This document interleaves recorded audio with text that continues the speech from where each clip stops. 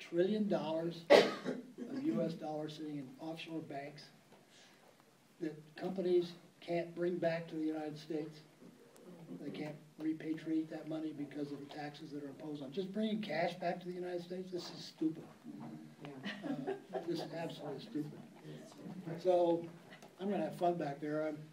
You know, when the going gets tough, I've been known to treat nickels like manhole covers. And got to put the fingers in the dike of irresponsible financial spending. And I'm just curious, you know, I just heard that Obama gave away 6 islands up there in Alaska for Russia to drill on, because we can't drill, but he's going to let them drill close to our land. Now, if he gets out of office, can we stop that? Well, it's my understanding. I've had that question presented to me twice, and my sources back in Washington, D.C. say that is not correct information. That's good. Am I safe on that, Michelle? Right. Yeah. It's really interesting, all the emails that I get, that I really have to run the flagpole to make sure I'm on solid ground. We have, our information is that the President has not done that and will not do it, and there's nothing pending for him to do it. But Anwar needs to be opened up. Yeah. That's desolate. Yeah, and the caribou love it. The caribou tribe, or the flourish. They just gather around the pipelines, and they just love it. They've been multiplying rapidly, and you don't hear that from the opponents of. Yes, sir. How tough is the voter base for Crime District 7? Is it? I mean, is it heavily leaning Republican? Is it heavily leaning Democrat? Right down the middle? Is it? If it was heavily leaning Republican, I wouldn't be here. I see. Yeah. Is it transition back and forth, or has it been pretty heavy Democrat for the last several years? No, the restructuring of District 7, what do you call it? Redistricting of CD7. I think I benefit, and CD7 benefits, because we don't have to campaign in Aurora. Aurora is heavily Democratic, socially and fiscally. So CD7 gets more of Adams County, which is fiscally conservative for the most part, and some more of Jefferson County. It loses some of Jefferson County. It's really a crazy map. So it changed recently then, too? Yeah, it changed as of December 10th, I believe it was. Okay. So, but further, 36% of the voters in CD7 are independent. Wow. 34% are Democrat, and almost 30% are Republicans in round numbers. 29 Republican, 34 Democrat, 35 unaffiliated. So, you know, I'm doing really well in front of the choir. So I think they're going to vote for me. It's the independents for either side are going to carry this election. And they're hard to get to. They don't flock. They don't go to meetings, typically. They're very independent people. How do you appeal to them? It's basically you appeal to them through media, and mostly television. And they don't make up their minds until September, October. So we try to plant the seeds now for me as a person,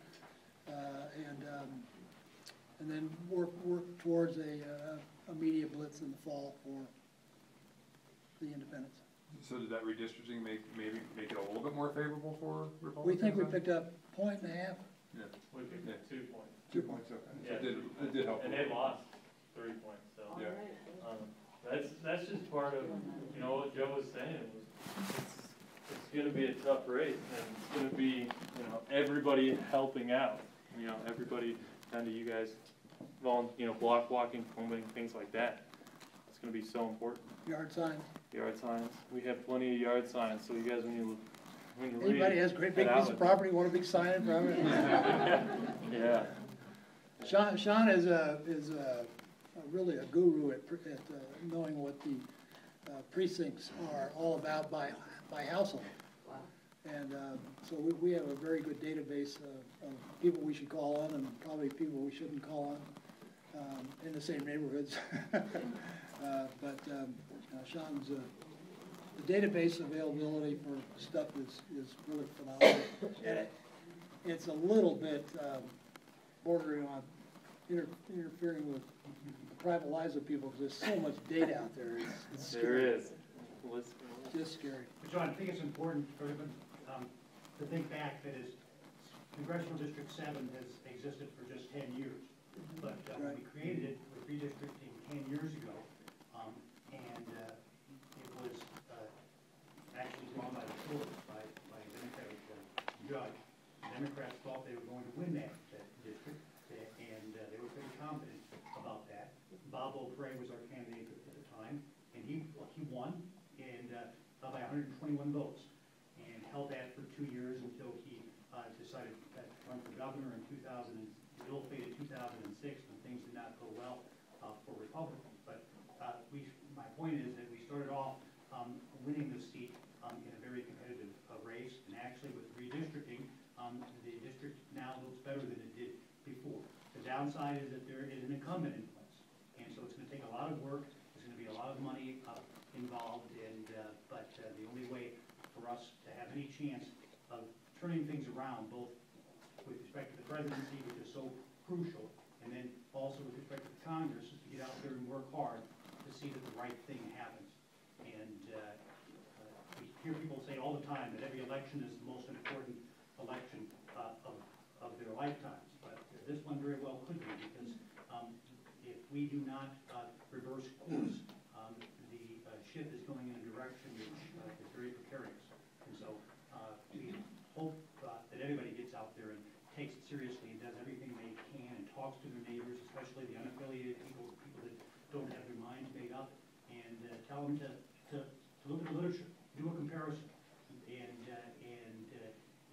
figure out what they believe in, and whether they think that the government should continue to work in a way that is so different than the way they conduct their own personal lives, and get that message out.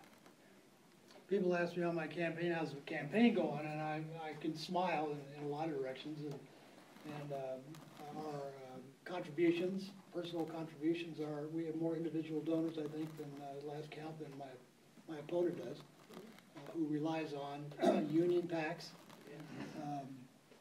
for his money, and for a lot of his money. But the really heartwarming feeling I get about this campaign is how I'm accepted back to Washington, D.C. already. There's this thing called the Young Guns program. And for me to be in the Young Guns program at the age of 70 seems kind of silly. It's flattering in some ways. But this is a group that was formed by Kevin McCarthy, the whip, and Eric Cantor about 4 years ago to encourage conservative Republican candidates who want to run for office and help them and mentor them down the campaign trail. I am going back tomorrow to Washington, D.C. to be inducted into the Young Guns Hall. What is it? Anyway, there's four steps. When you get to the fourth step, then you're in. You know, so like me. On the roster. On the roster. And, but the whole feeling I've had for the last 6 months is just acceptance, support. I thought when I first started, am I going to be a one-arm paper hanger here and having to do everything on my own? But the answer is no. So I hope you get some comfort out of that there's a lot of support on my behalf. So.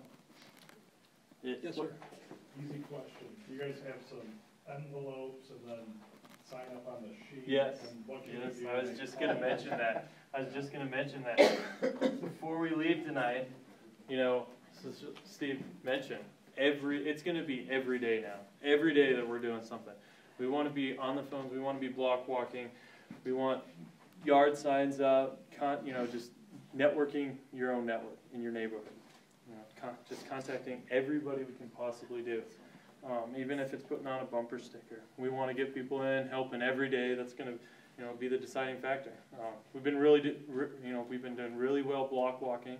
This weekend we block walk up in our bat, and we got 18 people out with us. You know, we want to continue that, and the only way we're going to be able to do that is with your help. Even if it's just a couple hours that you guys can give, everything is going to help in the end. And you know, before you guys leave.